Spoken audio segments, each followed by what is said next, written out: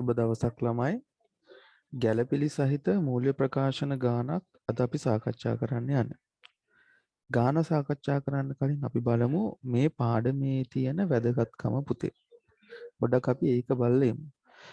2016 ඉඳන් අපි අලුත් සිලබස් එක පරිදි 2017 පේපර් එක ගත්තොත් මේකේ MCQ පේපර් එකේ ප්‍රශ්නාංක 35 ඉඳන් 40 වෙනකම් ප්‍රශ්න 6ක්. ප්‍රශ්නාංක 35 ඉඳන් 40 වෙනකම් ප්‍රශ්න 6ක් ඇවිල්ලා තිනවා මේ ප්‍රශ්නේ.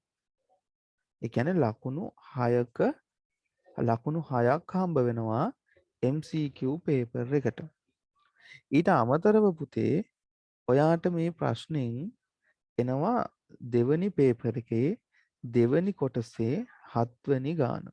ඒතර මේ ගානට ඔයාට හම්බ වෙනවා පුතේ ලකුණු 8ක්. ලකුණු 8ක්. එතකොට සම්පූර්ණයෙන්ම ගත්තම ලකුණු 8කුයි ලකුණු 6කුයි. ඒ කියන්නේ ලකුණු 14ක් සම්පූර්ණ පේපර් එකටම පුතේ ඔයාට හම්බ වෙනවා. ඒකට ගැළපිලි සහිත මූල්‍ය ප්‍රකාශන ගානක් ඔයා හදන්න පුරුදු වුණා කියන්නේ ඔයාට පුළුවන් ලකුණු 14ක් වගේ පේපර් එකට ගන්න නිකම්. ඒ කියන්නේ මේ ප්‍රශ්නය ඉතාමත්ම වැදගත් ඔයාගේ O level පේපර් එකට. හොඳයි. මේ තියෙන 2018 පළවෙනි MCQ පේපර් එකට ලකුණු 6යි. ඒ වගේම තමයි ලකුණු 8ක ලොකු ප්‍රශ්නයකුත් ඇවිල්ලා තිනවා. 2019 ගත්තම ලකුණු 8ක ඔයාලට ප්‍රශ්නයක් ඇවිල්ලා තිනවා. විශේෂත්වය මේ හැම ගානෙම ඔයාලට ගැළපිලි 3ක් සමග තමයි එන්නේ. ඒ ගැළපිලි 3ක් සමග තමයි ඔයාලට මේ ගාන හැමතිස්සෙම හදන්න වෙන්නේ. 2017 ගැළපිලි 3යි ලකුණු 8යි. 2018 ගැළපිලි 3ක් සමග ලකුණු 8ක්. 2019 ගැළපිලි 3ක් සමග ලකුණු 8ක් ඔයාලට හම්බ වෙනවා. 2020 ඒ රටාවටමයි යන්නේ. කියන්නේ පුතේ ඔයාගේ එක්සෑම් එකේ පේපර් එකටත් අනිවාර්යෙන් ගැළපිලි 3ක් සමග ලකුණු 8ක් ඔයාගේ 7 වෙනි ප්‍රශ්නේ 3 වෙනි රෝම ඉලක්කම් කොටසට එනවා. ඒ විතරක් නෙමෙයි MCQ පේපර් එකට MCQ පේපර් එකේ අවසාන ප්‍රශ්න 6 35 36 37 38 39 40 මෙන්න මේ කියන ප්‍රශ්න 6ට ලකුණු 1 බැගින් ලකුණු 6කුත් පුතේ ඔයාට හම්බ වෙනවා. ඒතර මේක තමයි මේ පාඩමේ තියෙන වැදගත්කම. right. අපි එහෙනම් අද අපේ ගාන හදන්න. මේ තියෙන ගාන. right. මම මේකේ ගැළපිලි 5ක් ඔයාලට දාලා තිනවා පුරුදු වෙන්නත් එක්ක අපි බලමු මේ ගාන හදන විදිය. හොඳයි පුතේ. ඔයාට පුතේ මේ ගාන හදන්න සෙකන්ඩ් පේපර් එකේ ලකුණු 8ක් හම්බ වෙනවා මේ ගානට. ඒතර ලකුණු 8ක් හම්බ වෙනවා කියලා කියන්නේ අපි දන්නවා එක ලකුණකට විනාඩි 2ක කාලයක් ඔයාට ගන්න පුළුවන්. ඒ කියන්නේ ලකුණු 8කට ඔයාට විනාඩි 16ක කාලයක් ගන්න පුළුවන් උපරිම මේ ගාන හදන්න. ඒතර විනාඩි 16ක කාලයක් ඔයා ගත්තා කියලා කියන්නේ මුළු ගානටම හදන්න ඔයා සාර්ථකයි. ඉතින් මේ විනාඩි 16න් මේ ගාන හදන්න කලින් පුතේ ඔයා ගාන රූල් කරගන්න ඕනේ. මේ රූල් කරගන්න ඔයා උපරිම විනාඩි 3ක් වගේ ගන්න. ඒතර මේ විනාඩි 3ක් අරගෙන විනාඩි 3ක කාලයක් විනාඩි 4ක කාලයක් කැප කරලා උපරිම 3ක් කැප කරලා මේ ගාන හරියට රූල් කරගත්තාගේ කියලා කියන්නේ ඔයාලට මේ ගාන හදාගෙන යන්න හරිය පහසුයි. ඒ නිසා අපි මුලින්ම බලන්න ඕනේ මේ ගාන රූල් කරගන්න විදිය. ඕනෑම ගානක් රූල් කරගන්න විදිය. right. අංක 1 බලන්න. මේ තියෙන පුතේ වෙළඳ හා ලාභාලාභ ගිණි. ඔයා මුලින්ම ඔයාගේ කොලයක් අරගෙන හදාගන්න ඔයාගේ වෙළඳ හා ලාභාලාභ ගිණුම එක පැත්තක. right. ඔයාගේ ෆුල් ස්කැප් කොලයක් අරගෙන එක පිටුවක සම්පූර්ණයෙන්ම වෙළඳ හා ලාභාලාභ ගිණුම හදාගන්න. right. මාත් එක්කම ගාන හදන්න. දකුණු පැත්තේ කෙරවලෙන් තීරු 3ක් තියෙන පරිදි මෙන්න මේ විදිහට වෙළඳ හා ලාභාලාභ ගිණුමේ රූල් කරගන්න ඕනේ. උඩින් රූල් 3ක් තියාගන්න ඕනේ පුතේ මේකේ නම් කිරීම සඳහා. මුළු පිටුවම ඔයා ගන්න දකුණු පැත්තේ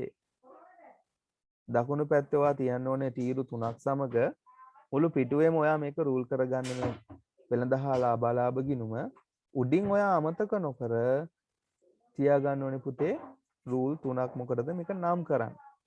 right. එහෙනම් ඔයා තීරු 3 සමග ඔයා මේක රූල් කරගත්තට පස්සේ වෙළඳ හා ලාභාලාභ ගිණුම උඩින්ම අපි මේක නම් කරගමු. මේ ව්‍යාපාරේ නම් පුතේ සකුන් පුෂ්ප කුමාරගේ.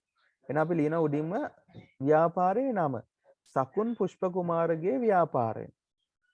ඊළඟට 2018යි 12යි 31 දිනට අවසන් ශේෂයනේ. එහෙනම් අපි මේක හදන්නේ 2018යි 12යි 31 දිනෙන් අවසන් වර්ෂය සඳහා. 2018යි 12යි 31 දිනෙන් අවසන් වර්ෂය සඳහා. හරි. එතකොට මේ ලාභ ගිණුම් හදන්නේ අවුරුද්දක් සඳහා. අන්න ඒ කාරණාව නිසා තමයි අපි මෙතනට 2018යි 12යි 31 දිනෙන් අවසන් වර්ෂය සඳහා කියලා නම් කරන්නේ. එතනින් එහාට තියෙන පුතේ ගිණුමේ නම වෙළඳ හා ලාභාලාභ ගිණුම්. වෙළඳ හා ලාභාලාභ ගිණුම්. right. ඔයා පුතේ මේ රූල් කරගන්දී මේ තියාගන්න ඕන ඉඩ තියාගන්න ඕන රූල් ගානක් ටිකක් වැදගත්. right. ඒක අපිට ගාන බලලා තීරණය කරන්නත් පුළුවන්. නමුත් යම්කිසි වෙලාවක් යනවා ඒකට. ඔයාලට විභාගෙදි ගොඩක්ම වැදගත් වෙන්නේ මේ කාලය ඉතුරු කරගන්න එක. නැත්නම් කාලය කළමනාකරණය කරගන්න එක. ඒ නිසා පුතේ මෙන්න මේ විදිහට ඔයා ගාන රූල් කරගන්න. ඔයා රූල් කරගත්ත ගානේ උඩින්ම ඔයා විකුණුම් කියලා ලියා ගන්න. රූල් කරද්දිම විකුණුම් කියලා ලියා ගන්න. අපි දන්නා උඩින්ම අපි දාන්න ඕනේ විකුණුම්. ණයට විකුණුම් සහ මුදලට විකුණුම් ඔක්කොම එකතු කරලා අපි විකුණුම් විදියට ගන්න. ඊළඟට ඔයා විකුණුම් පිරිවැය කියලා ලියාගෙන යටින් ඉරක් ඇඳගන්න. ඒක තමයි ප්‍රධාන මාතෘකාව. ඒ විකුණුම් පිරිවැය යටතේ පුතේ ඔයා රූල් 6ක් ඉඳ තියාගන්න. ඔයාගේ O level ප්‍රශ්න පත්‍රේන ඕනම ගානක් හදන්න මේ රූල් 6 ඇති. විකුණුම් පිරිවැය කියලා ලියාගත්තා. යටින් රූල් 6ක් ඉඳ තියාගත්තා. ඒ රූල් 6 ඉඳ තියාගත්තට පස්සේ ඔයා විවිධ ආදායම් කියලා මාතෘකාව ලියා ගන්න. මේ විවිධ ආදායම් මාතෘකාව යටතේ පුතේ ඔයා රූල් 3ක් ඉඳ තියාගන්න. හොඳටම ඇති ඔයාගේ ඕනම ගානක් හදන්න මේ රූල් 3. ඊළඟට පුතේ වියදම්.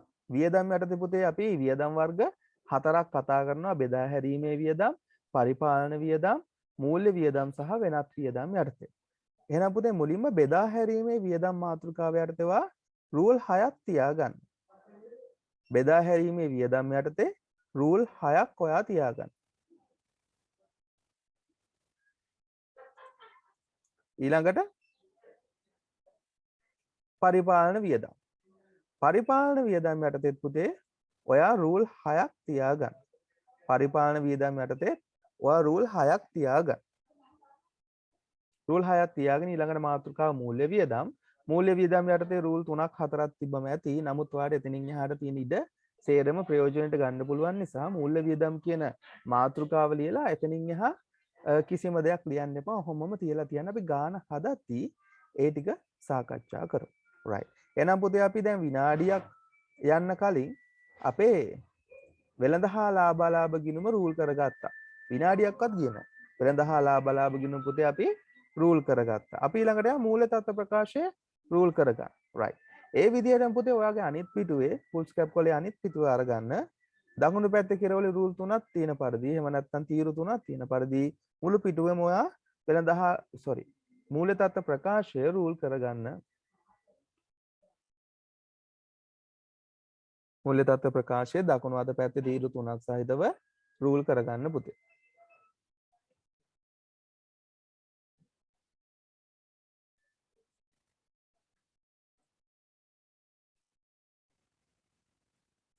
හොඳයි පුතේ.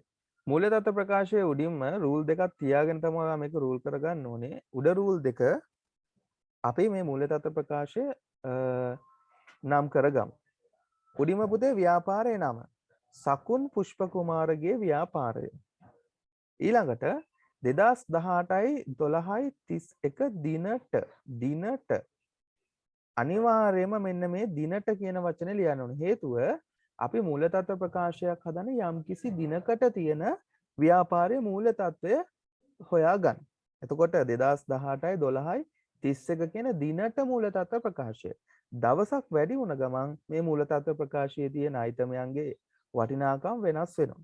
ඒ නිසා අපි මූල්‍ය තත්ත්ව ප්‍රකාශය හදන්නේ යම්කිසි දිනකට පමණයි. ඒ නිසා පුතේ මේක නම් කරද්දී හොඳ කල්පනාවෙන් නම් කරන්න ඕනේ. සකුන් පුෂ්ප කුමාරගේ ව්‍යාපාරය 2018යි 12යි 31 දිනට මූල්‍ය තත්ත්ව ප්‍රකාශය. මූල්‍ය තත්ත්ව ප්‍රකාශය. right. ඒකේ පුතේ මුලින්ම අපි දාන්න ඕනේ ජංගම නොවන වක්කම්. තීරු තුන අපි නම් කරනවා පිරිවැය, සමුච්චිතශය සහ ධාරණ අගය කියලා. පිරිවැය, සමුච්චිතශය සහ ධාරණ අගය කියලා අපි නම් කරගන්නවා පුතේ. right. ජංගම නොවන වක්කම් කියලා අපි මාතෘකාව ලියලා ඒ යටතේ පුතේ රූල් 6ක් ඉඳ තියාගන්න. සාමාන්‍ය වගේ ගානකට රූල් 6ක් 7ක් හොඳටම ප්‍රමාණවත්. එතනින් එහාට පුතේ ඔය ජංගම වත්කම්. මාතෘකාව ජංගම වත්කම්. ජංගම වත්කම් යටතේ පුතේ ඔය රූල් 8ක් විතර තියාගන්න. ජංගම වත්කම් යටතේ ඔය රූල් 8ක් තියාගන්න. කිසිම ගැටලුවක් නැහැ. ජංගම වත්කම් යටතේ ඔය රූල් 8ක් තියාගන්න.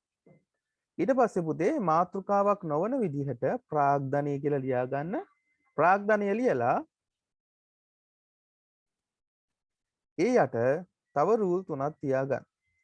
අපි මේ රූල් තියාගන්නේ ගාන හදන්න පහසුවට. මේ හදන්නේ අපි ආකෘතිය. ප්‍රාග්ධනීය කියලා ලියාගත්තා. හරි. ප්‍රාග්ධනීය කියලා ලියාගත්තා. ඒ කියන්නේ වර්ෂ අවසානයේ ප්‍රාග්ධනීය අපි මෙතනට දානවා. ඊට පස්සේ මේකට වර්ෂයේ තියෙන ශුද්ධ ලාභය එකතු කරනවා. ගැණිලි තිබ්බොත් ඒක අඩු කරන්න අපි ඊට තියාගන්න ඕන.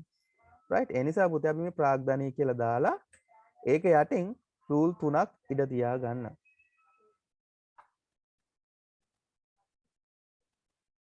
හොඳයි. ඊට පස්සේ මාතෘකාවල් ලියන්න පුතේ ජංගම නොවන වගකීම්. ජංගම නොවන වගකීම්. ජංගම නොවන වගකීම්. ජංගම නොවන වගකීම් යටතේ රූල් 3ක් ඉඩ තියාගන්න හොඳටම ඇති. රූල් 3ක් ඉඩ තියාගන්න හොඳටම ඇති.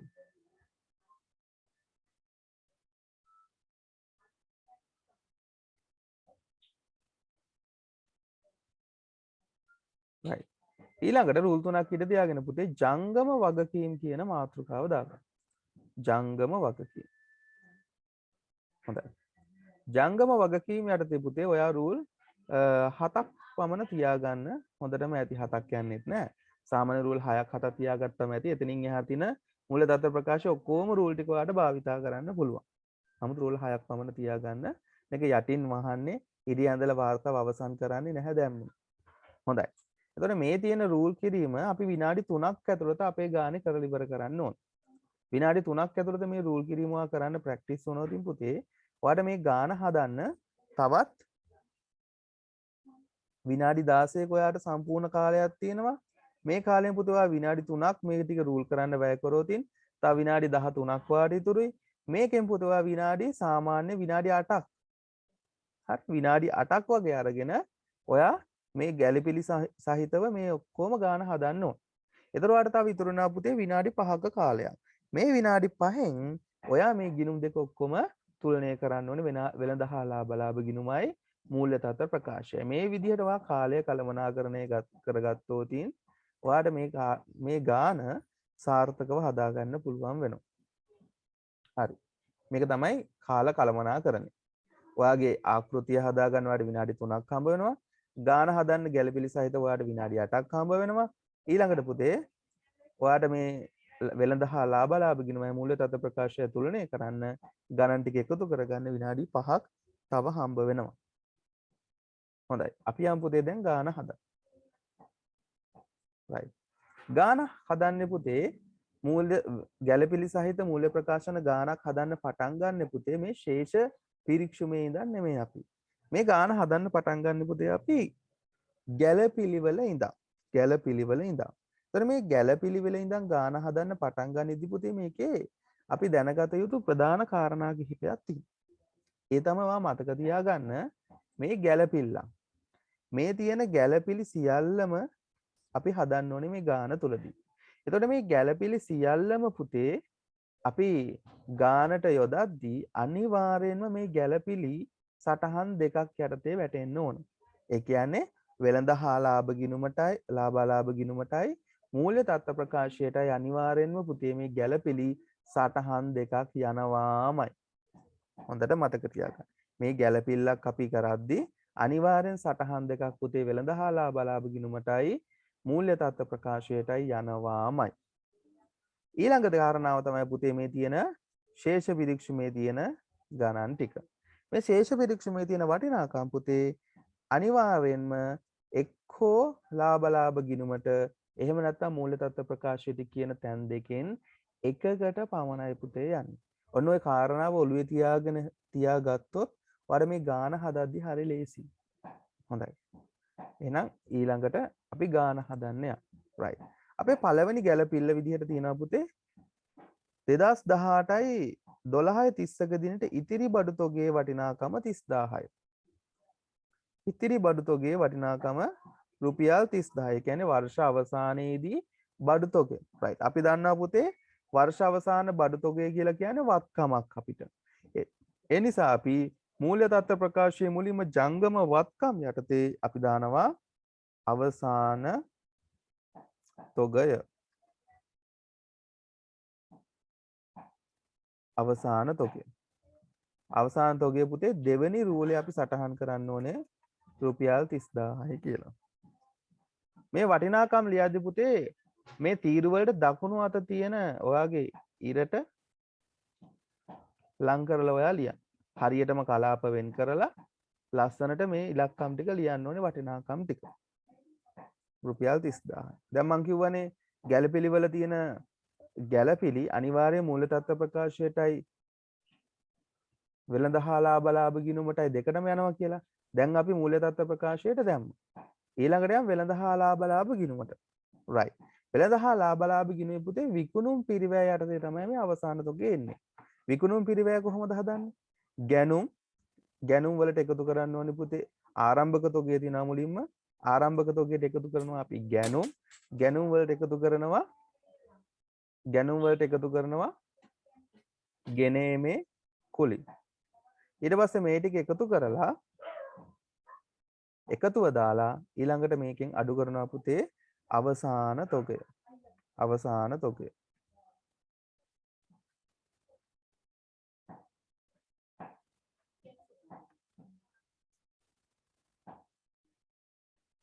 අවසාන තොගය. right. ඒක දෙවෙනි තීරුවේ පුතේ වරහණක් ඇතුලේ දාගන්න. හරි. එතකොට වෙළඳහා ලාභ ගිණුමේ මූල්‍ය තත්ත්ව ප්‍රකාශයේ සටහන් දෙකක් අපි යොදා ගත්තා. හොඳයි. අපි යන් දෙවෙනි ගැළපිල්ලට. දෙවෙනි ගැළපිල්ලේ තියෙන පුතේ උපචිත වියදම්. උපචිත වියදම්. අපි උපචිත වියදම් කියලා කියන්නේ ගෙවිය යුතු වියදම් කියන කොටස. උපචිත වියදම්. අපිට වියදමක් තියෙනවා. මේ වියදම වර්ෂයට අදාළ වියදමක්. වර්ෂයට අදාළ වියදම තාමත් ගෙවලා නැහැ. අන්නේ ආකාරයේ වියදම් වලට අපි කියනවා පුතේ උපචිත වියදම් කියලා. හරි. මුලින්ම තියෙනවා පුතේ පරිපාලන වේතන රුපියල් 2000ක්. ඒ කියන්නේ පුතේ පරිපාලන වේතන මේ දක්වා මේ අවුරුද්දට නැත්නම් මේ වර්ෂයට අදාළ පරිපාලන වේතන වලින් තව 2000ක් අපි ගෙවන්න ඕනි. එහෙනම් පුතේ වියදමක් ගෙවන්න තියෙනවා. එහෙම නැත්නම් උපචිත වියදම් අපි හඳුනා ගන්නවා ජංගම වගකීමක් ලෙස. අපි වියදමක් ගෙවන්න තියෙනවා නම් එහෙම නැත්නම් ගෙවිය යුතු වියදම් නැත්නම් උපචිත වියදම් අපි අඳුර ගන්නවා පුතේ ජංගම වගකීමක් යටතේ. අපි මුලින්ම මූල්‍ය තත්ත්ව ප්‍රකාශයේ මේක සටහන් කරනවා ජංගම වගකීම් යටතේ. ජංගම වගකීම් යටතේ පුතේ මුලින්ම අපි සටහන් කරන්න ඕනේ ණය හිමිය. ඒකට අපි රූලක් හිට තියලා අපි දානවා උපචිත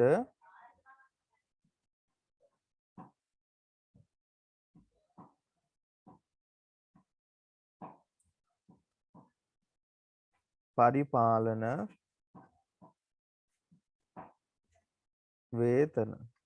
උපචිත පරිපාලන වේතන කියලා පුතේ දෙවනි තීරුවේ රුපියල් 2000ක් අපි දා ගන්නවා. උපචිත පරිපාලන වේතන කියලා අපි 2000ක් මූල්‍ය තත්ත්ව ප්‍රකාශයේ දා ගන්නවා. ඒ කියන්නේ පුතේ මූල්‍ය තත්ත්ව ප්‍රකාශයේ ජංගම වගකීම් යටතට. දැන් එහෙනම් මේ 2000ක් මේ වර්ෂයට අදාළයි. අපි දන්නවා අපි වෙළඳහා ලාභ ගිණුම හදන්නේ වර්ෂයක් සඳහා. එතකොට මේ වෙළඳහා ලාභ ගිණුම හදන්නේ අපි උපචිත පදනම අනුව. ඒ කියන්නේ මේ වර්ෂයට අදාළව ආදායමක් නම් මුදල් ලැබුණා හෝ නොලැබුණා. වියදමක් නම් මුදලින් ගෙව්වා හෝ නොගෙව්වා අදාළ වර්ෂයට අදාළ වටිනාකම අපි වෙළඳහා ලාභ ගිණුමට සටහන් කරන්න ඕනේ. එහෙනම් පුතේ පරිපාලන වේතන උපචිතව තියෙනවා පුතේ 2000ක්. දැනට අපි බලමු කීයක් ගෙවලාද කියලා. පරිපාලන වේතන යටතේ පුතේ තියෙනවා රුපියල් 34000ක් දැනට ගෙවලා. ඒ කියන්නේ මේ දක්වා 34000ක් ගෙවලා තියෙනවා. තව 2000ක් ගෙවන්න ඕනේ. එහෙනම් මේ අවුරුද්දට අදාළ ගාණ කීයද? රුපියල් 36000යි. එහෙනම් පුතේ අපි ලාභ ගිණුමේ පරිපාලන වියදම් යටතේ අපි දානවා පරිපාලන වේතන රුපියල් 36000යි. රුපියල් 36000යි. රුපියල් 36000යි. පරිපාලන වේතන යටතේ පළවෙනි රූලේ රුපියල් 36000යි. දැක්කනේ? ගැළපිල්ල මූල්‍ය තත්ත්ව ප්‍රකාශයටත් දැම්මා. වෙළඳ හා ලාභ ගිණුමටත් ඔන්න පුතේ මෙතනට ආවා. තැන් දෙකකට සම්බන්ධ වුණා. හොඳයි. ගැළපිල්ල ඊළඟ කොටස විදුලිය 6000. කියන්නේ පුතේ උපචිත විදුලිය. තවත් විදුලි බිලෙන් තව රුපියල් 6000ක් අපි ගෙවන්න තියෙනවා මේ අවුරුද්දට. අපි යනවා මුලින්ම පුතේ ජංගම වගකීම් යටතේ මූල්‍ය තත්ත්ව ප්‍රකාශයේ එතනට දානවා පුතේ උපචිත විදුලිය. උපචිත විදුලිය. right. උපචිත විදුලිය කියලා පුතේ අපි දෙවනි රූලේ රුපියල් 6000 දාගන්න. හරි. දැන් පළවෙනි සටහන හරි. අපි යනවා දෙවනි සටහන. අපි බලනවා දැනට අපි විදුලිය කොච්චරක් ගෙවලා තියෙනවද විදුලි ගාස්තු විදිහට. අපි ශේෂ පිරික්සුමෙන් හොයාගන්නවා විදුලි ගාස්තු විදිහට ගෙවලා තියෙනවා පුතේ මෙන්න මෙතන රුපියල් 8000ක්. මේව ලකුණු කරගන්න ඕනේ අපි සටහන් කරන ඒවා. ඒ කියන්නේ පුතේ දැනට අපි 8000ක් ගෙවලා තියෙන්නේ විදුලි ගාස්තු විදිහට. තව 6000ක් ගෙවන්න තියෙනවා. එහෙනම් අවුරුද්දට අදාළ ගාණ කීයද? 8000ක් ගෙවලා තියෙනවා. තව 6000ක් ගෙවන්න තියෙනවා. එහෙනම් අවුරුද්දට අදාළ ගාණ පුතේ රුපියල් 14000යි. හරි. මේ 14000 පුතේ අපි සටහන් කරන්න ඕනේ පරිපාලන වේතන යටතේ විදුලි වියදම්. විදුලි වියදම් රුපියල් 14000යි. රුපියල් 14000යි. රුපියල් 14000යි. හොඳයි. අපි දැන් ගැළපිලි දෙකක් කරලා තියෙනවා. ඊළඟ ගැළපිල්ල පුතේ 2018යි 12යි 31 බොල් ණය ලෙස රුපියල් 1000ක් කපා හැරිය යුතුය. මොකද්ද පුතේ මේ බොල් ණය කියලා කියන්නේ? බොල් ණය කියලා කියන්නේ ණය ගැතියන්ගෙන් නොලැබේ යයි සිතා වියදමක්සේ කපා හරින ප්‍රමාණයට අපි කියනවා පුතේ බොල් ණය කියලා. ණය ගැතියෝ අපිට සල්ලි දෙන්න ඕනේ. මේ ණය ගැතියන්ගෙන් නොලැබේ යයි සිතා වර්ෂය තුලදී වියදමක් ලෙස කපා හරින ප්‍රමාණයට තමයි පුතේ අපි කියන්නේ බොල් ණය කියලා. ඒ කියන්නේ ආය කවදාවත් මේ සල්ලි හම්බ වෙන එකක් නැහැයි කියලා හිතලා තමයි අපි මේක කපා හරින්නේ. right. එහෙනම් පුතේ බොල් ණය අපි කොහොමද සටහන් කරන්නේ? බොල් ණය සටහන් කරන්නේ කොහොමද? right. බොල් ණය කියන්නේ පුතේ වියදමක් ලෙස කපා හරිනවා කියලා මම කිව්වා. right. බොල් ණය වියදමක් ලෙස කපා හරිනවා කියලා කිව්වා. එහෙනම් වියදමක් ලෙස ගැළපිල්ලේ තියෙන රුපියල් 1000 අපි කපා හරින්න ඕන. right. එහෙනම් අපි මුලින්ම යනවා මූල්‍ය තත්ත්ව ප්‍රකාශයට. බොල් ණය කපන්න කාගෙන්ද? අඩු කරන්නේ ණය ගැතියන්ගෙන්. එහෙනම් පුතේ ණය ගැතිය වෙන්න ඕනේ ජංගම වත්කම් යටතේ. අපි ගන්නවා ණය ගැතියෝ. හොඳයි. ණය ගැතියෝ. අපි බලනවා පුතේ ශේෂ පිරික්සුමේ ණය ගැතියන්ගේ ශේෂය කොච්චරද කියලා. දැනට ණය ගැතියන්ගේ ශේෂය. ණය ගැතියෝ ඉන්නවා පුතේ ශේෂයක් විදිහට රුපියල් 65000ක් වන්න රුපියල් 65000ක් ණය ගැතියෝ ඉන්නවා. හැබැයි මේ 65000 හිටියට බොල් ණයෙන් කපා ගන්න ඕනේ රුපියල් 1000ක්. එහෙනම් පුතේ ණය ගැතියෝ විදිහට අපි මෙතන දාන්නේ 65000න් 1000ක් අඩු කරලා රුපියල් 64000යි. ඔන්න මූල්‍ය තත්ත්ව ප්‍රකාශයට බොල් ණය සටහන් කරේ ණය ගැතියන්ගෙන් අඩු කරන. දැන් එහෙනම් මම කියවනේ තැන් දෙකකට යන්න ඕනේ කියලා. එහෙනම් ඊළඟට වෙළඳ හා ලාභ ගිණුමට බොල් ණය යන්න ඕනේ පුතේ. බොල් ණය කියලා කියන්නේ ණය ගැතියන්ගෙන් අඩු කිරීමක්. ණය ගැතියෝ කියන්නේ පුතේ අපි විකිණීම සඳහා කරපු විකිණීම සඳහා නැත්නම් විකිණීම හා බෙදා හැරීම සඳහා කරපු වියදමක් බොල් ණය කියලා අපි කියන්නේ. right. එහෙනම් පුතේ මේ වර්ෂයට තවත් 1000ක් බොල් ණය විදිහට කපන්න ඕනේ. අපි බලමු ශේෂ පිරික්සුමේ බොල් ණය දැනට කීයක් කපලා තියෙනවද කියලා. බොල් ණය ලෙස දැනට කීයක් කපලා තියෙනවද කියලා අපි බලා ගන්න වෙනවා. right. මේ ශේෂ පිරික්සුමට අනුව බොල් ණය මේ අවුරුද්ද තුනදී වෙනම කපා හැරීමක් වෙලා නැහැ. එහෙනම් බොල් ණය ප්‍රමාණය මේ රුපියල් 1000 පමණි. අපි දාගන්නවා පුතේ බොල් ණය. බොල් ණය ප්‍රමාණය පළවෙනි රූලේ රුපියල් 1000යි. බොල් ණය ප්‍රමාණය පළවෙනි රූලේ රුපියල් 1000යි. බොල් ණය රුපියල් 1000යි. හොඳයි. එහෙනම් පුතේ අපි ගැළපිලි වර්ග 3ක් කරලා ඉවරයි. ඊළඟ ගැළපිල්ල. බෙදා හැරීමේ වාහන සහ ලීබඩු උපකරණ 10% බැගින් පිරිවැය මත ෂය කරන්න ඕන. ඔන්න පුතේ ෂය ගාන. ෂය. අපි දන්නවා ෂය කරද්දී හරි පිළිවෙලට අපි ෂය වීම කරමු. right. අපි යම් පුතේ ජංග මූල තත්ත්ව ප්‍රකාශයේ ජංගම නොවන වත්කම් යටතේ මෙතන තියෙන්නේ බෙදා හැරීමේ වාහනයි ලීබඩු. හොඳයි. අපි ලියාගමු. බෙදා හැරීමේ වාහන. මෙතන දිනා පුතේ පිරිවැයට. බෙදා හැරීමේ වාහන පිරිවැයට ලක්ෂ 6ක් තියෙනවා. ඒ කියන්නේ බෙදා හැරීමේ වාහනවල පිරිවැය ලක්ෂ 6යි. ලීබඩු උපකරණ වල පිරිවැය ලක්ෂය. අපි ওই දෙක ඉක්මනට ලියාගමු. බෙදා හැරීමේ වාහන. right.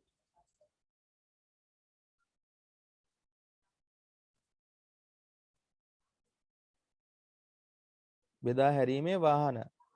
පිරිවැය යටතේ පුතේ අපි ලක්ෂ 6ක් යොදා ගන්නවා. ඊළඟට ලීබඩු. ලීබඩු. ලීබඩු උපකරණ. right. ලීබඩු උපකරණ. ලීබඩු උපකරණ. ලීබඩු උපකරණ යටතේ පිරිවැය යටතේ අපි රුපියල් ලක්ෂයක් යොදා ගන්න. උතන මේ අපි මුලින්ම සටහන් කරගත්ත පිරිවැය. ඊළඟට ලේසි අපිට ෂය කරන්න. මොකද 10%ක ෂය. right. ෂය කිරීම කියන්නේ පුතේ වර්ෂයේ වියදමක්. වර්ෂයේ වියදමක් විදිහට තමයි මේ ෂය කිරීම අපි කපා හරින්නේ.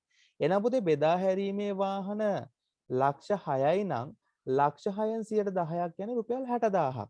එහෙනම් පුතේ වර්ෂයේ වියදම යන්නේ වෙළඳ හා ලාභ ගිණුමට. එහෙනම් අපි කතා කරනවා බෙදා හැරීමේ රතෂය අපි බෙදා හැරීමේ වියදම් ගණයට තමයි දාන්නේ. right. අපි එහෙනම් බෙදා හැරීමේ වියදම් ගණයට බෙදා හැරීමේ රතෂය.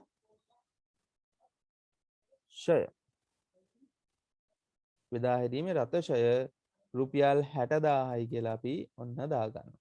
රුපියල් 60000යි. ඇයි? ලක්ෂ 6න් 10%ක් රුපියල් 60000යි. ඊළඟට පුතේ මූල්‍ය තත්ත්ව ප්‍රකාශයේ අපි සමුච්චිත ෂය වලට යන්න ඕනේ. සමුච්චිත ෂය කියන්නේ පුතේ මේ දක්වා එහෙම නැත්නම් 2018යි 12යි 30ක දක්වා බෙදා හැරීමේ රත වාහන වලින් කරපු සම්පූර්ණ ෂය ප්‍රමාණය. සම්පූර්ණ ෂය ප්‍රමාණය. එහෙනම් පුතේ මේ අවුරුද්දට රුපියල් 60000ක් ෂය කරා මේ දක්වා ෂය කරලා තියෙනවා මෙතන තියෙන ශේෂ වීමේ ෂය වෙන් කිරීම කොටසේ. බෙදා හැරීමේ වාහන රුපියල් 50000ක් මේ දක්වා ෂය කරලා. එහෙනම් පුතේ මේ අවුරුද්දේ මුල වෙනකම් 50000කුත් මේ අවුරුද්දේ තව රුපියල් 60000කුත් ෂය කරා. එහෙනම් පුතේ අපි සමුච්චිත ෂය යටතේ 50000ට 60000 එකතු කරලා 110000ක් විදිහට අපි සමුච්චිත ෂය යොදා ගන්න. සමුච්චිත ෂය සටහන් කරගන්න. ඊළඟ ලීබඩු උපකරණ ෂය. ලීබඩු උපකරණ පුතේ රුපියල් ලක්ෂයයි.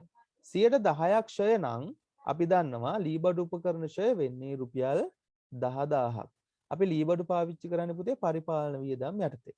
ඒ නිසා ලීබඩු ෂය අපි පරිපාලන වියදම් යටතට යොදා ගන්නවා. රුපියල් 10000යි. ලීබඩු ෂය රුපියල් 10000යි. දැන් අපි බලමු මේ දක්වා ෂය සම්පූර්ණයෙන්ම කොච්චරක් කරලා තියෙනවද කියලා සමුච්චිත ෂය. පුතේ මෙතන තියෙනවා ෂය වෙන් කිරීම ලීබඩු උපකරණවල 12000ක්. ඔන්න ලීබඩු උපකරණවල ෂය වෙන් කිරීම 12000ක් තියෙනවා.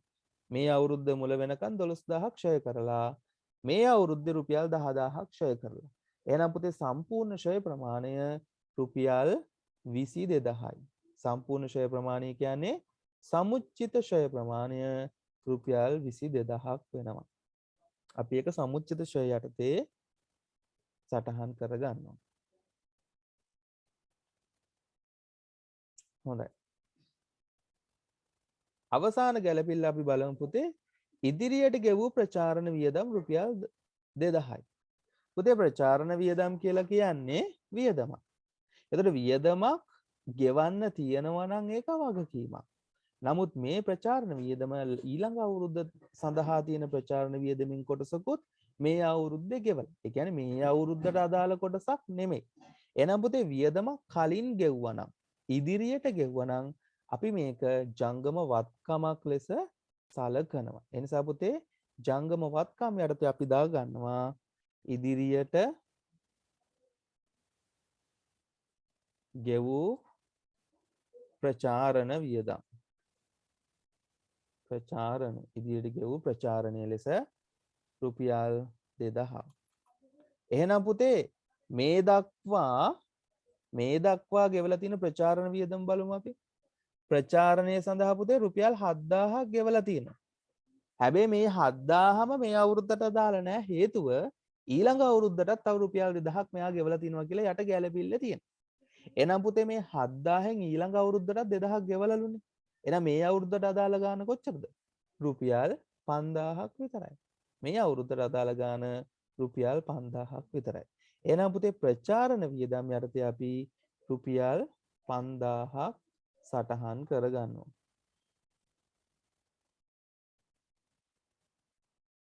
රුපියල් 5000යි. ප්‍රචාරණ වියදම් යටතේ රුපියල් 5000ක් අපි සටහන් කරගන්නවා. බෙදා හැරීමේ වියදම් යටතට තමයි පුතේ මේක එන්න ඕනේ.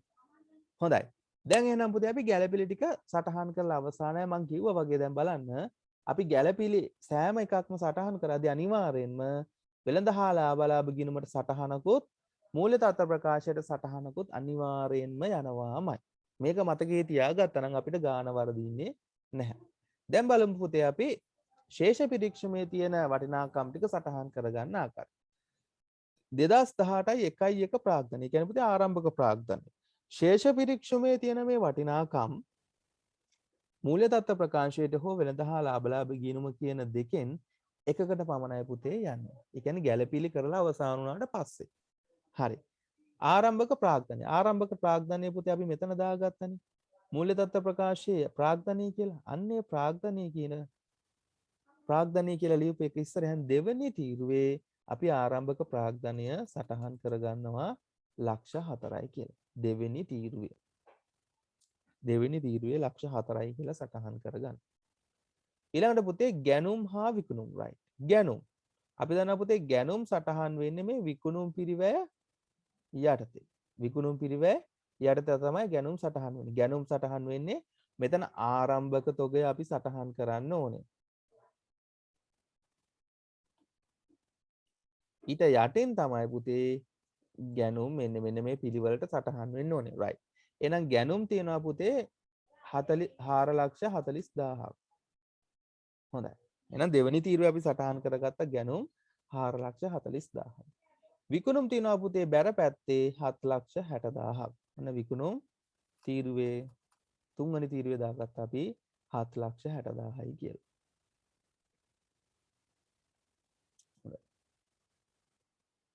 අපි මෙතන පුතේ ණය ගැතියෝ සටහන් කරා කලින් බොල් ණය කපා හරිද්දි. ණය හිමියෝ සටහන් කරගත්තේ නැහැ 1,72,000. එහෙනම් පුතේ අපි යනවා මූල්‍ය තත්ත්ව ප්‍රකාශයේ ජංගම වගකීම් යටතේ උඩින් අපි ඉඩක් තියාගත්තා. අපි ඒකට දානවා ණය හිමියෝ 1,72,000. 1,72,000. දෙවනි රූලේ නැත්නම් දෙවනි තීරුව අපි සටහන් කරගන්න. මූල්‍ය තත්ත්ව ප්‍රකාශයේ ජංගම වගකීම් යටතේ ණය හිමියෝ 1,72,000ක් සටහන් කරගත්තා. ඊළඟට පුතේ අපි පරිපාලන වේතන සටහන් කරා. වෙළඳ සේවක වේතන 42000යි. අපි දන්නවා වෙළඳ සේවක වේතන කියන්නේ වියදමක්. එතකොට වෙළඳ සේවක කියන්නේ පුතේ බෙදා හැරීමේ වියදමක්. අපි මෙතනට දා ගන්නවා ඒක. බෙදා හැරීමේ වියදම් යටතේ. වෙළඳ සේවක වේතන. වෙළඳ සේවක වේතන කියලා අපි මෙතන දාගන්නවා.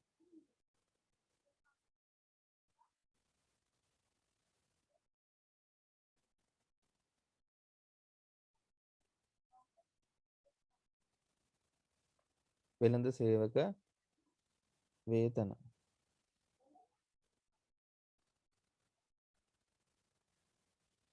වෙළඳ සේවක වේතන අපි සටහන් කරගන්න පුතේ 42000යි. 42000. හොඳයි. ඊළඟට ගෙනීමේ කුලි. පුතේ අපි දන්නවා ගෙනීමේ කුලි අපි ගැනුම් විකුණුම් පිරිවැය යටතේ තමයි සටහන් කරන්නේ ගැනුම් වලට යටින්. ගෙන ඒමේ කුලි අපි සටහන් කරගන්නවා රුපියල් 12000ක් විදිහට. ගෙනීමේ කුලි රුපියල් 12000යි. අපි ඒක සටහන් කරගත්තා.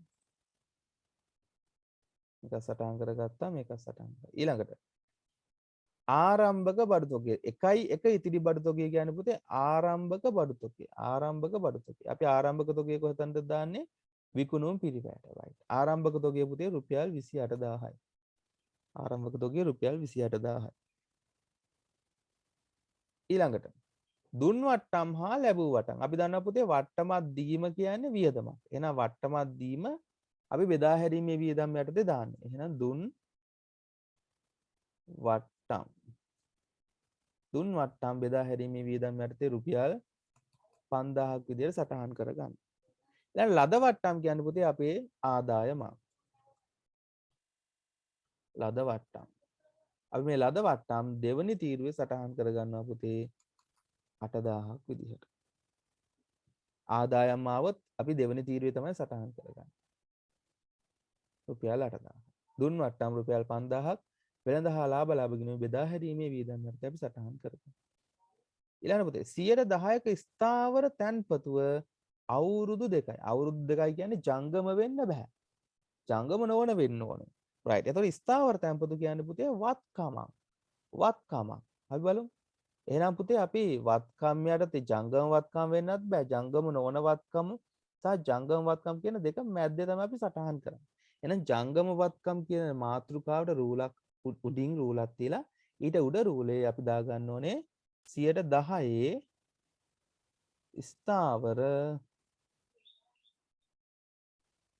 තැන්පතු.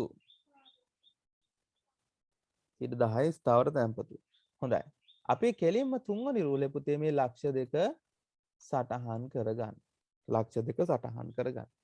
මෙතනදී පුතේ අපි දැනගන්න ඕනේ මෙන්න මේක ඇතුලේ අපි නොදන්න හැංගිච්ච ගැලපිල්ලක් තියෙනවා. මේ ලක්ෂ දෙක ඇතුලේ. ඒ තමයි මෙයා කියනවා 10ක ස්ථාවර තැන්පතුව ලක්ෂ 2යි කියලා. ඒ කියන්නේ පුතේ ස්ථාවර තැන්පතුවක් තිබම අපි දන්නවා ස්ථාවර තැන්පතුවක් කියන්නේ අපි යම්කිසි මුදලක් බැංකුවේ තැන්පත් කරනවා ස්ථාවර තැන්පතුවක් විදිහට. එතකොට බැංකුවෙන් අපිට අදාළ පොලී මුදල මාසිකව නැත්නම් වාර්ෂිකව ගෙවනවා. ඒ පොලී මුදල තමයි පුතේ 10%ක් කියලා කියන්නේ. ඒතකොට ස්ථාවර තැන්පතුවක් අපි කියන්නේ ආයෝජනයක් විදිහටනේ. මේ ආයෝජනයෙන් ලැබෙන මුදල අපි ආදායමක් විදිහට තමයි සලකන්නේ. එහෙනම් මේ ස්ථාවර තැන්පතු පොලිය අපිට ආදායමක්.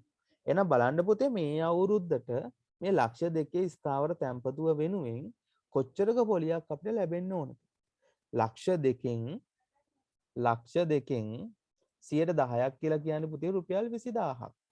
එහෙනම් රුපියල් 20000ක් අපිට හම්බ වෙන්න ඕනේ ස්ථාවර තැන්පතු පොලිය විදිහට. හරි. දැන් ඒක සටහන් කරන්න කලින් අපි බලන්න ඕනේ ඇත්තටම මේ ස්ථාවර තැන්පතු පොලියක් අපිට හම්බ වෙලාද කියලා. හොඳයි. දැන් බලන්න ස්ථාවර තැන්පතු පොලිය කියලා අපිට කීයක් හරි හම්බ වෙලාද බැංකුවේ? බෙදා හැරීමේ වාහන, ප්‍රචාරණ වියදම්, ලී බඩු නෑ. 112 බැංකු ණය, ගෙවූ ණය පොලි. right. ස්ථාවර තැන්පතු පොලි කියලා අපිට 7-5ක්වත් බැංකුවෙන් හම්බ වෙලා නැහැ. හොඳයි. එහෙනම් පුතේ ස්ථාවර තැන්පතු පොලි කියන්නේ ආදායමක්. මේ ආදායමත් තාම හම්බ වෙලා නැත. ඒ කියන්නේ හම්බ වෙන්න ඕනේ. අපි ඔකට කියන්නේ උපජිත ආදායම් කියලා. එහෙනම් පුතේ ආදායමක් හම්බ වෙන්න තියෙනවා නම් අපි ඒක වත්කමක් ලෙස සලකා ගන්නවා. වත්කමක් ලෙස සලකනවා ආදායමක් ලැබෙන්න තියෙනවා නම්. අපි ඒ නිසා පුතේ ජංගම වත්කම් යටතේ මේක ලැබිලා නැති නිසා තාම උපජිත ස්ථාවර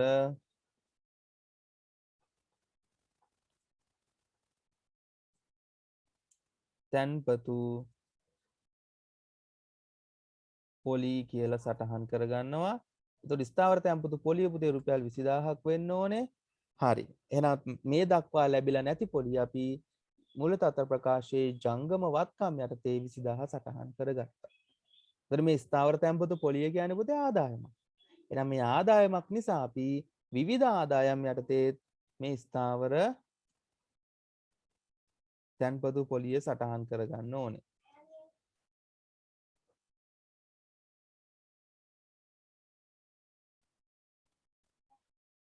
ස්ථාවර තැන්පතු පොලිය සටහන් කරගන්න ඕනේ දෙවනි රූලේ රුපියල් 20000ක් විතර. right හැංගිච්ච ගැලපිල්ල. දැක්කනේ? ස්ථාවර තැන්පතුවක් දුන්නම ඒකේ ප්‍රතිශතයක් තියෙනවද කියලා බලනවා. right ප්‍රතිශතයක් තියෙනවා නම් අනිවාර්යෙන් මේ පොලිය කියන ගැලපිල්ල අපි යොදන්නම ඕනේ. එහෙනම් බලනවා මේ වර්ෂයට අදාළ ස්ථාවර තැන්පතු පොලිය කොච්චරක් අපිට ලැබෙන්න ඕනේද? එහෙනම් පුතේ ඒක ලැබිලාද නැද්ද කියලා අපි ශේෂ පිරික්සීමෙන් පරීක්ෂා කරලා බලනවා. ලැබිලා නැත්නම් අපි ඒක ජංගම වත්කමක් ලෙස සටහන් කරගන්නවා. ඒ ලැබිලා නැති කොටස.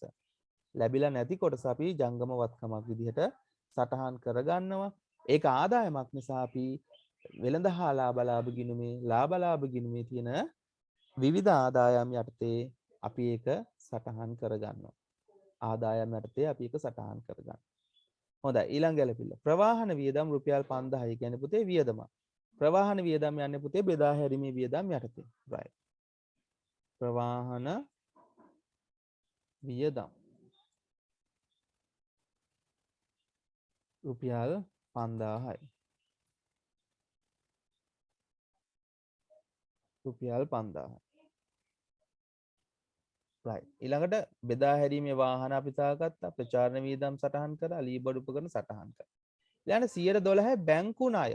ඔන්න පුතේ බැංකු ණය. බැංකු ණය කියන්නේ අපි දන්නවා මූල්‍ය තත්ත්ව ප්‍රකාශයේ ජංගම නොවන වගකීමක්. හොඳයි. අපි දාගන්න 112 මේ ප්‍රතිශතයත් එක්කම දාගන්න. බැංකු ණය. 112 බැංකු ණය අපිට පුළුවන් පුතේ දෙවනි රූලේ සටහන් කරගන්න රුපියල් ලක්ෂ 2ක් විදිහට. රුපියල් ලක්ෂ 2ක්. දැන් මෙතනත් පුතේ කලින් විදිහටම හැංගිච්ච ගැලපිල්ලක් තියෙනවා. මේ ලක්ෂ 2. මොකද්ද 112 බැංකු ණය. මොකද්ද 112 කියන්නේ? 112 කියලා කියන්නේ මේ බැංකු ණය වෙනුවෙන් වාර්ෂිකව අපි ගෙවිය යුතු පොලි ප්‍රතිශතය. පොලි ප්‍රතිශතය. එහෙනම් පුතේ අපි ගාන හදමු ලක්ෂ 2කට 112ක්. ඔන්න ලක්ෂ 2යි ලක්ෂ 2කට 112ක්. ඔන්න වාර්ෂික පොලි එනවා. හොඳයි. ඒතර 0.3යි 24. එහෙනම් රුපියල් 24000ක් තමයි පුතේ වාර්ෂික ණය පොලිය විදිහට අපි සටහන් කරන්න වෙන්නේ. එහෙනම් ඔක මතක තියාගත්තා. රුපියල් 24000යි වාර්ෂික ණය පොලිය. හොඳයි. ඒතර අවුරුද්ද අවසාන වෙද්දී රුපියල් 24000ක් ගෙවලා තියෙන්න ඕනේ. හොඳයි. එතකොට මේ වාර්ෂික ණය පොලිය කියන්නේ මොකද්ද? වියදමක්. වියදමක්. එහෙනම් මේ ණය පොලිය අපි මූල්‍ය වියදම් යටතේ සටහන් කරගන්නවා. ණය පොලි රුපියල් 24000යි. හොඳයි. සටහන් කරගත්ත ණය පොලිය රුපියල් 24000යි කියලා. දැන් බලන්න ඉස්සලා විදිහටම මූල් ශේෂ පිරික්සුමේ මේ ණය පොලි ලෙස කොච්චරක් හරි ගෙවලා තියෙනවද කියලා. හොඳයි. බලන්න. right. ඒක යටින්ම තියෙන අපතේ ගෙවූ ණය පොලි 12000යි කියලානේ. ගෙවූ ණය පොලි 12000ක් කියලා තියෙනවා මෙතන. එහෙනම් පුතේ මේ වියදමක් විදිහට රුපියල් 24000ක් වෙනවනේ. ඒ කියන්නේ ණය පොලිය රුපියල් 24000ක් ගෙවන්න ඕනි. නමුත් ගෙවලා තියෙන්නේ 12000. එහෙනම් තව 12000ක් අපි ගෙවන්න ඕනේ. එහෙනම් ණය පොලිය කියන්නේ පුතේ වියදමක් 12000ක් තව ගෙවලා නැහැ. ගෙවිය යුතු වියදමක්. ගෙවිය යුතු වියදමක් අපි දානවා කොහෙටද? වගකීමක් යටතේ. එහෙම නැත්නම් ජංගම වගකීම යටතේ අපි දානවා උපචිත ණය පොලි. උපචිත ණය පොලි කියලා 24000න් 12000ක් ගෙවලා තව 12000යි පුතේ ඉතුරු. අන්නේ 12000 තමයි මෙතන දාන්නේ. එහෙම නැතුව මේ ශේෂ පිරික්සුමේ තියෙන 12000 නෙමෙයි දැම්මේ. හොඳට බලා ගන්න. ණය පොලිය පුතේ වර්ෂයට 24000යි. ඒ 24000න් 12000ක් ගෙවලා තියෙන්නේ. එතකොට තව 12000ක් ගෙවන්න ඕනි. ඒ 12000 තමයි මේ මූල්‍ය තත්ත්ව ප්‍රකාශයේ මම සටහන් කරේ ජංගම වගකීම් යටතේ. හොඳයි. ඊළඟට අපි ණය පොලිස් සටහන් කරා. ෂය වෙන් කිරීමක් සටහන් කරා විදුලිය හරි මුදල් හා බැංකු ශේෂය. right. මුදල් හා බැංකු ශේෂය කියන්නේ පුතේ අපි දන්නවා වත්කමක්. වත්කමක්. මුදල් හා බැංකු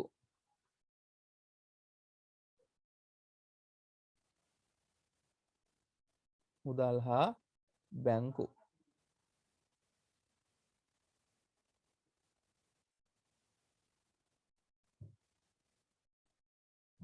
මුදල් හා බැංකු ශේෂය අපි දා ගන්නවා 44යි. දැන් පුතේ අපි සම්පූර්ණ ගානම සටහන් කරලා ඉවරයි. ඊළඟට තියෙන්නේ තුලනය කිරීම පමණයි. ඊළඟට තියෙන්නේ තුලනය කිරීම පමණයි. right. දැන් එන සටහන් කරලා අවසන් කරන්නකො ඉක්මනට. හොඳයි. මූල්‍ය තත්ත්ව ප්‍රකාශය ඔක්කොම ටික සටහන් කරා. වෙළඳ හා ලාභ ගිණුමේ සම්පූර්ණයෙන්ම අපි සටහන් කරලා අවසానයි.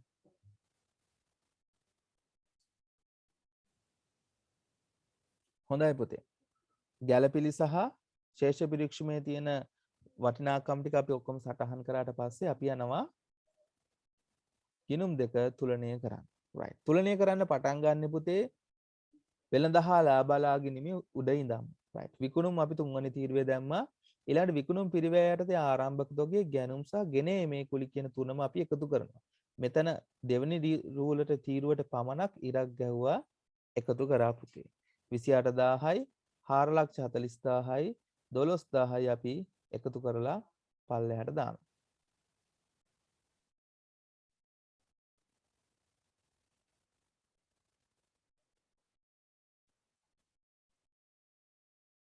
හාර ලක්ෂ 80000 4 ලක්ෂ 80000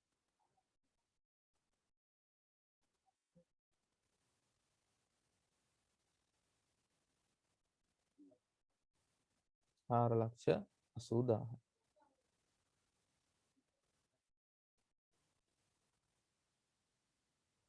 හොඳයි. විකුණුම් පිරිවැය යටතේ ආරම්භක තොගේ ගැනුම් ගෙනීමේ කුලි පුතේ එකතු කරා. ඊළඟට අවසාන තොගයකින් අඩු කරන්න ඕන. right. අවසාන තොගේ යටතේ ඉරක් ඇඳලා ඒක යටින් නෙමෙයි පුතේ අපි අඩු කරලා දාන්නේ 30000ක් කෙලින්ම ඊළඟ රුවලේ 4,80,000න් 30000ක් අඩු කරාම පුතේ 4,50,000යි අපි පුතේ විකුණුම් පිරිවැය විකුණුම් වලින් අඩු කරන්න ඕනි. ඒ නිසා අපි වරහණක් තුල මේ 4,50,000 සටහන් කරගන්නවා. 4,50,000 සටහන් කරගන්නවා විකුණුම් වලින් අඩු කරන්න ඕන නිසා වරහණක් යොදලා. එහෙනම් පුතේ 7,60,000යි. මේ තියෙන 7,60,000න් අපි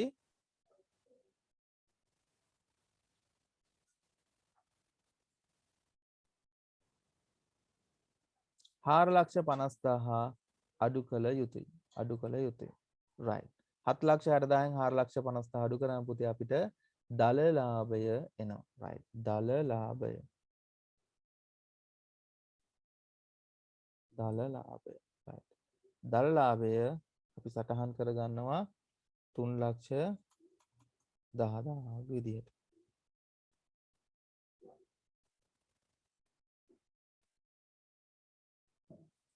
දල ලාභය 3,10,000ක් විදියට අපි සටහන් කරගන්නවා. දැන් ඊළඟට විවිධ ආදායම් යටතේ පුතේ මේ තියෙන විවිධ ආදායම් ටික අපි එකතු කරගන්න ඕනේ. දල ලාභය වර්ෂයේ මුළු ආදායම් ටික හොයා ගන්න. right. එහෙනම් ලද වට්ටම් වලට ස්ථාවර තැන්පතු පොලි 20000 එකතු කරාම පුතේ රුපියල් 28,000 අපි තුන්වෙනි රූලට නැත්නම් තුන්වෙනි තීරුවට යොදා ගන්න.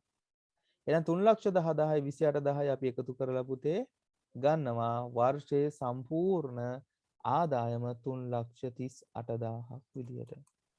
3,38,000ක් විදියට වර්ෂයේ සම්පූර්ණ ආදායම අපි සටහන් කරගන්නවා.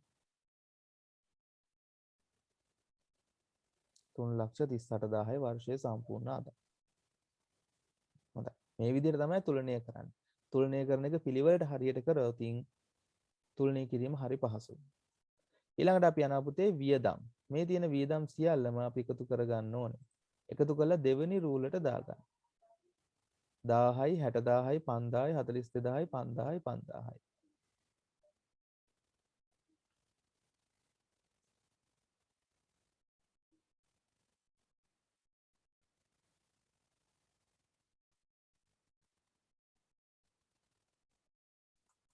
1,18,000ක් එකතු විදිහට එනවා. හරි. ඊළඟට පරිපාලන වියදම් ටික එකතු කරලා අපි දෙවෙනි තීරුවට ගේනවා 36000යි 14000යි රුපියල් 50000යි 50000යි 10000යි රුපියල් 60000යි. ඊළඟ පුතේ මූල්‍ය වියදම් අර්ථ මේ ණය පොලිය පමණයි තියෙන්නේ. අපේ ණය පොලියේ විදිහටම ඉරක් ගහලා තුන්වෙනි තීරුවට ගන්න. හොඳයි. දැන් පුතේ ණය පොලිය යටතේ තියෙන මේ 24000 ගෙලින් තව ඉරක් ගහලා අපි මේ වියදම් තුනේම එකතුව ගන්නවා තුන්වෙනි තීරුවේ යටටම. ඒ කියන්නේ ආදායම් වලින් සම්පූර්ණ වියදම් අඩු කරන්න. 1,18,000කුයි 60000කුයි 24000කුයි පුතේ එකතු කරන්න ඕනේ. 1,18,000යි 60000යි 1,78,000යි 1,78,000ට 24000ක් එකතු කරාම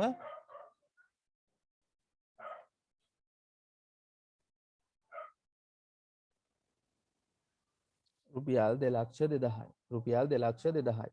රුපියල් 2,02,000 පුතේ අපි වරහණක් තුල යොදා ගන්නවා. හේතුව අපි සම්පූර්ණ ආදායමෙන් මේ වියදම අඩු කළ යුතු නිසා.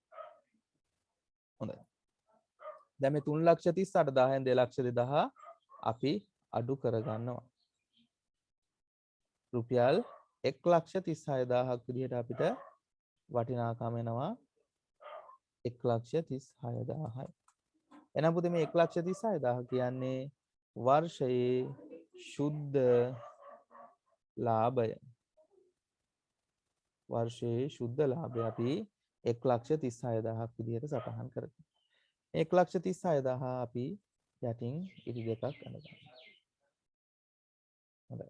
එහෙනම් පුතේ අපි වෙළඳ හා ලාභ ගිණුම සම්පූර්ණයෙන් තුලනය කර අවසානයේ ප්‍රතිඵලයේ විදිහට ශුද්ධ ලාභය පුතේ 1,36,000ක් අපිට ආවා. 1,36,000ක් අපිට ආවා.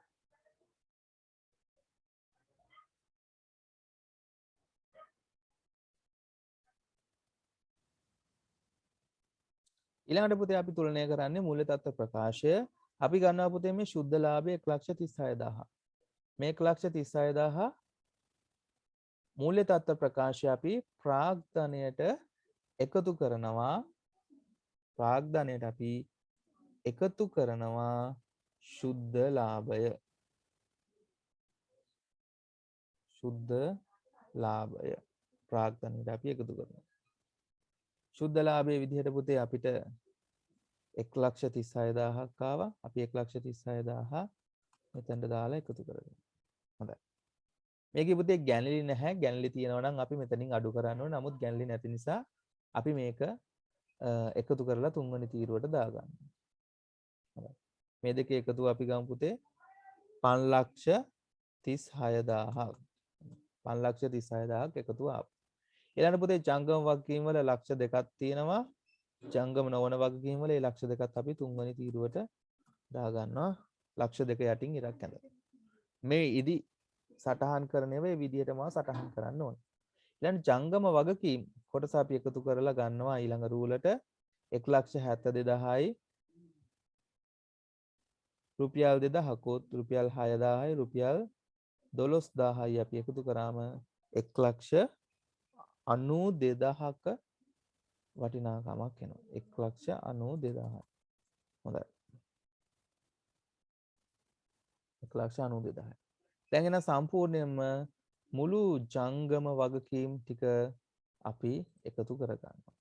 5,36,000යි ලක්ෂ දෙකකුත් 1,92,000කුත්. එතකොට පුතේ සම්පූර්ණ වගකීම් වල එකතුව අපිට 9,28,000ක් වෙනවා. 9,28,000ක්. 9,28,000ක් විදිහට එනවා.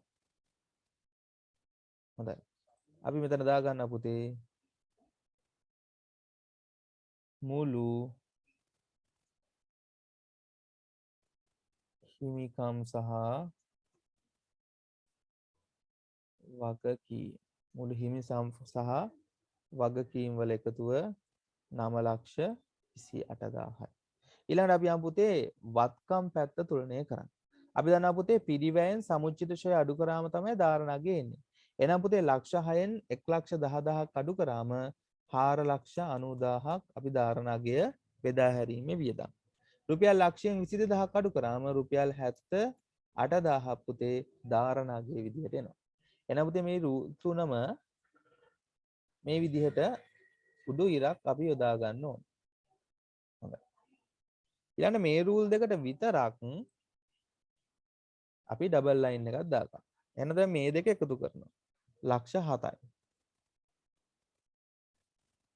1,32,000යි. එකතුව. ධාරණාගය අපි එකතු කරනවා පුතේ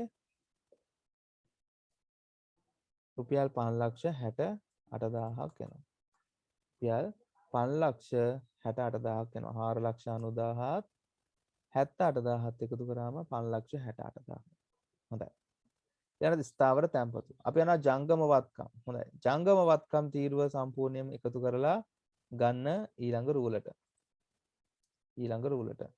ජංගම වත්කම් වල තියෙනවා පුතේ රුපියල් 30,000ක්, රුපියල් 64,000ක්, රුපියල් 2,000ක්, රුපියල් 20,000ක් සහ රුපියල් 44,000ක්. ඒ කියන්නේ පුතේ කෝගෙම එකතුව රුපියල් 1,60,000ක් වෙනවා. රුපියල් 1,60,000ක් වෙනවා.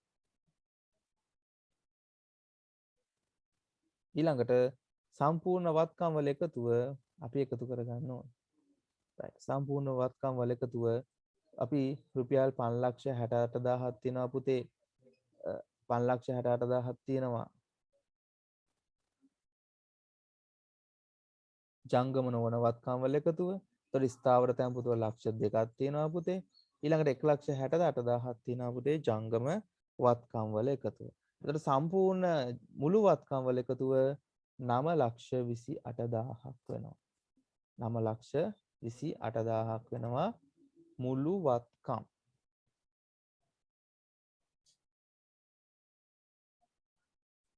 මුළු වත්කම් වල එකතුව 9,28,000ක් වෙනවා. එහෙනම් පුතේ අපි මේ හදපු ගාන හරිනම් මේ මුළු වත්කම් වල තියෙන 9,28,000යි මුළු හිමිකම් සහ වගකීම් වල තියෙන 9,28,000යි සමාන වෙන්න ඕනේ. එහෙනම් මේ ගාන අපි නිවැරදිව හැදුවා. ඒ නිසා මුළු වත්කම් සහ මුළු වගකීම් සහ හිමිකම් වල තීරුවේ එකතුව සමාන වුණා. right? එතකොට මේ විදිහට තමයි පුතේ අපි ගැළපෙලි සහිත මූල්‍ය ප්‍රකාශන ගානක් සම්පූර්ණයෙන්ම හදන්නේ.